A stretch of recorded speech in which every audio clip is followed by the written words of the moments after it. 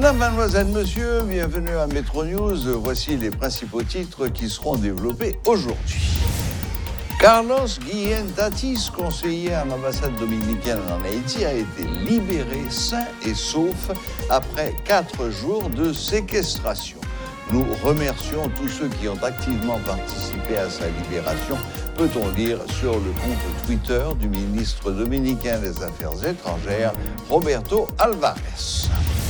La rareté de carburant dans les stations-service se fait de plus en plus pressante.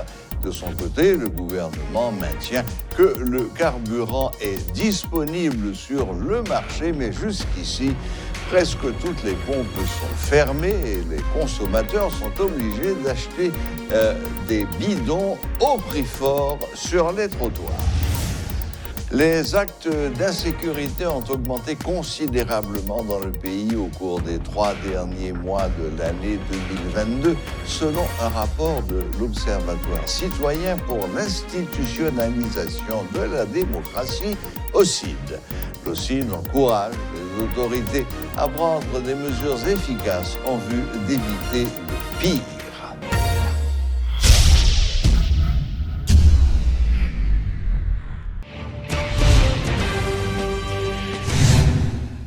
Carlos Guillén Tatis, conseiller à l'ambassade dominicaine en Haïti, a été libéré sain et sauf après 4 jours de séquestration.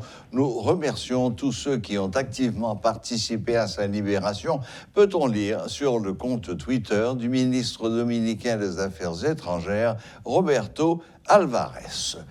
Autre libération, d'abord celle du propriétaire de l'entreprise Adéco, Jean-Marc Antoine, en début de semaine. Il avait été enlevé à Delma 83 dimanche dernier en compagnie de son fils. Et enfin, le pasteur et homme d'affaires Alcero MacArthur a lui aussi recouvré la liberté. Il avait été enlevé lundi dernier sur la route de Frères, non loin de son business qui est les entreprises funéraires Alma. Extradition du chef historique des 400 Maroso vers les États-Unis. Le puissant chef de gang des 400 Maroso, Yon, de son vrai nom Germine Joly, a été extradé mardi vers les États-Unis. Il devra y répondre des accusations de complot et violation de la loi américaine sur la réforme du contrôle des exportations et contrebande à partir des États-Unis, d'importation illégale d'armes de guerre et d'enlèvement suivi de séquestration contre rançon de citoyens américains. Cette extradition fait suite à une demande d'entraide judiciaire des autorités américaines suivie d'un mandat international émis par un tribunal du district de Columbia.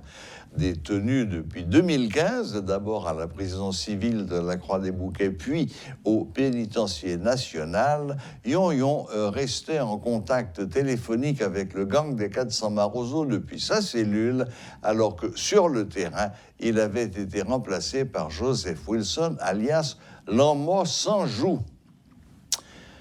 La primature a apporté un démenti formel concernant les informations qui circulent sur les réseaux sociaux, faisant croire que le gouvernement aurait décrété un état d'urgence sécuritaire dans le pays pour la durée d'1 mois à partir de ce 3 mai. Toutefois, cette fausse information a été prise au sérieux par de nombreuses personnes, certaines agences en ligne l'ayant répercutée, amplifiant encore l'effet de ce qui n'était à l'origine qu'une infox.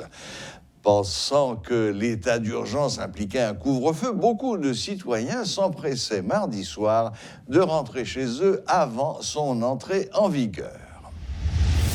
La détérioration du climat politique et sécuritaire du pays devrait faciliter le dialogue interhaïtien, selon le coordonnateur de l'Observatoire du citoyen pour l'institutionnalisation de la démocratie, OCID. Selon le professeur Ronny Desroches, la situation que vit le pays actuellement est favorable à un éclatement social. En conférence de presse mercredi, le professeur Ronny Desroches a salué la reprise du processus de dialogue enclenché par le comité de médiation composé de Religions pour la paix, de la Chambre de commerce et d'industrie et de la conférence des recteurs et présidents d'universités d'Haïti, la Corpua.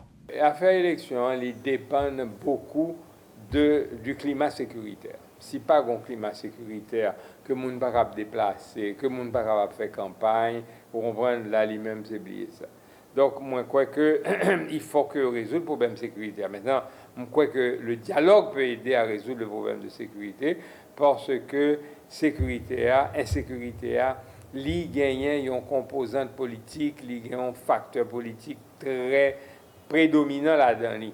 Ouais, d'où l'importance du dialogue. Et là, nous dit dialogue, pas seulement avec les politiques, mais aussi avec les entrepreneurs aussi. Parce que mon arrive dans la logique, je dis, que pour protéger bien pour protéger business, pour protéger parfois leurs intérêts aussi, il y a un recours, n'est-ce pas, à des gangs aussi, etc. Donc, il faut que je dise à tout le monde qu'on prise de conscience que ça, c'était un chemin qui mène nous vers la ruine et il faut que nous choisissons l'autre chemin, à savoir le renforcement des forces de l'ordre et faire en sorte que les forces de l'ordre ne soient pas politisées, qu'ils ne soient pas là pour faire la politique de tel ou tel groupe, de telle ou telle sensibilité, mais que vous faites travailler en toute autonomie, en toute indépendance. Il y a un facteur, je dis, qui est capable de faire le processus à plus de chance. Facteur, ça, c'est la situation à vivre là. Parce que je ne pourrais pas un Haïtien qui n'est pas inquiet de Jean Bagayo à dériver dans le pays. La quantité d'armes qui existent, la puissance de feu des gangs, leur progrès par rapport, n'est-ce pas, à l'incapacité, nous capables de dire, de la police nationale de stopper, ou bien de l'armée d'Haïti de stopper, eh bien, tout le monde est inquiet. Inquiet pour vie, inquiet pour petit, pour madame, inquiet pour bien, inquiet pour l'avenir en pays. Donc, moi, je crois que ça, c'est un facteur qui est très important et qui est capable de porter tout le monde à dire, bon, écoutez, maintenant, ça suffit, il faut qu'on s'asseye, il faut qu'on trouve une certaine solution. Et moi-même, j'ai l'impression tout, que même l'étranger, qui souvent, qu'on n'a pas appuyé tel ou tel processus, etc., il commence à fatiguer tout, il commence à inquiéter tout, et il a pile d'autres préoccupations ailleurs, il t'a remis que problème haïtien, il joue une solution pour nous capables d'aller de l'avant. Alors que les responsables de stations-service se plaignent de l'indisponibilité du carburant, de longues files d'attente sont observées dans certaines pompes de l'aire métropolitaine de Port-au-Prince. Mercredi, par ailleurs, plusieurs camions-citernes ont été saisis par des bandits cette semaine. Des faits qui ressemblent étrangement à ceux qui s'étaient produits au mois de novembre dernier lors de la crise qui avait précédé la dernière augmentation des prix à la pompe. Voilà, la boucle est bouclée. Merci de nous rester fidèles et à la prochaine, même heure, même chaîne.